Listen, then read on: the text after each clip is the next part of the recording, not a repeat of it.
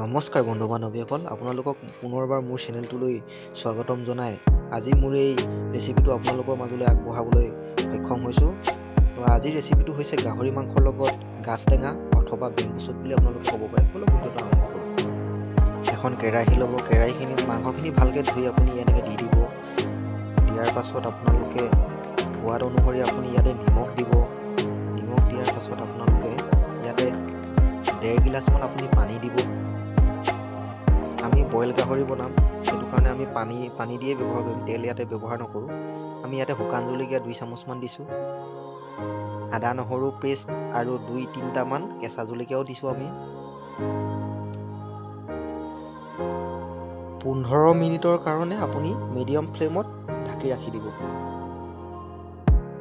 15 মিনিটৰ পিছত চেক কৰিব।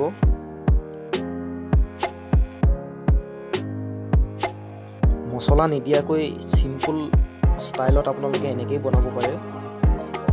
খুব ধুনীয়া এটা ৰেচিপি আপোনালোকৰ মাজত আজি আগবঢ়ালোঁ। আৰু কেনেকুৱা পালে কমেণ্ট বক্সত আপোনালোকে লিখিবলৈ নাপাহৰিব। আৰু যদি মোৰ চেনেলটোলৈ প্ৰথমবাৰ মানে আপোনালোকে আহিছে, প্লিজ ছাবস্ক্ৰাইব কৰি যাব। আপোনালোকে এনেকৈ পানীখিনি শুকাই যোৱালৈকে এনেকৈ সিজিবলৈ দিব। তাৰ পাছত আপোনালোকে ইয়াতে মেইন বস্তুটো দিব লাগিব। 2 চামুচ আমি গাজ টেঙা ব্যৱহাৰ কৰিছোঁ ইয়াতে।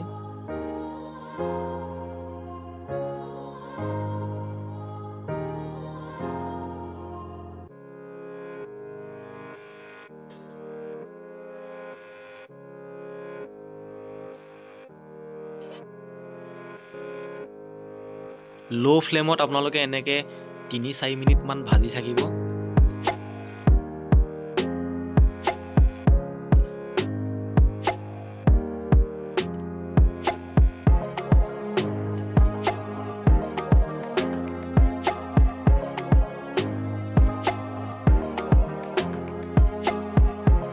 মনত ৰাখিব বন্ধুসকল, আপোনালোকে ইয়াতে গেছৰ ফ্লেমটো একদম ল' কৰি ৰাখিব।